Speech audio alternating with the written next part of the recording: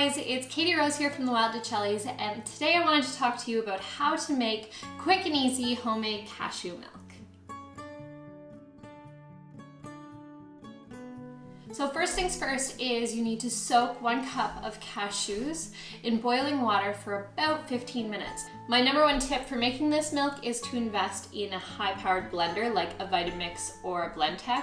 That will give you the creamy texture you're looking for, so you don't have to use a cheesecloth.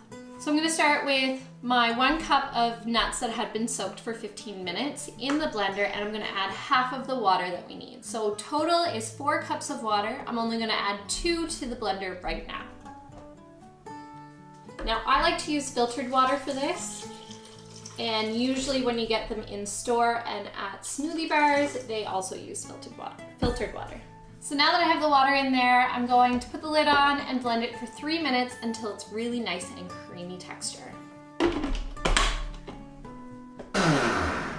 One thing I will recommend with the blender is when you're turning it on to blend it, make sure you go slow with the speeds. That way it works the best.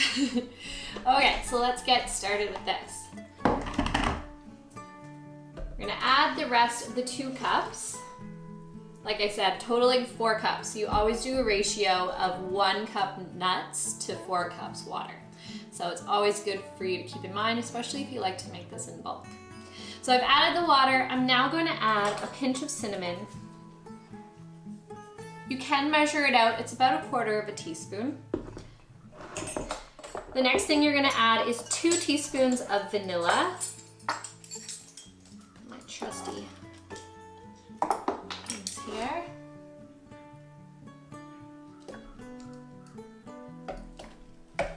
Perfect.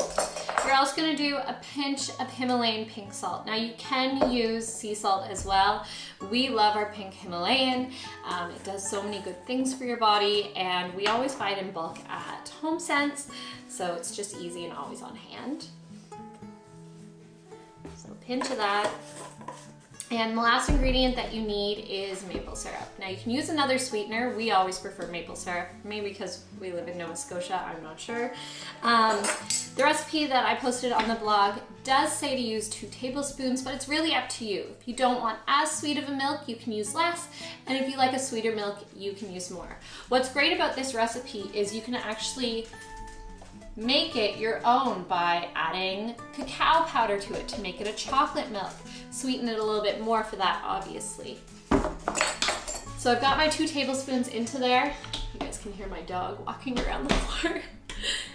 And I'm gonna now blend it for only 30 seconds at like mid-speed. Perfect, everything's blended together and your milk is pretty much done. It only takes about 5 minutes to make, and you can last for about 3 to 4 days in the fridge. You need to store it in an airtight container. We always like to use mason jars for this because we always have them on hand, but there are some really cute milk jugs that you can get that are very old-fashioned and reusable on Amazon, so definitely check those out as well. The great thing about using mason jars is these are 1 liter, and the milk makes a bit more than 1 liter, so I always get to have a few cups of milk every time I make it.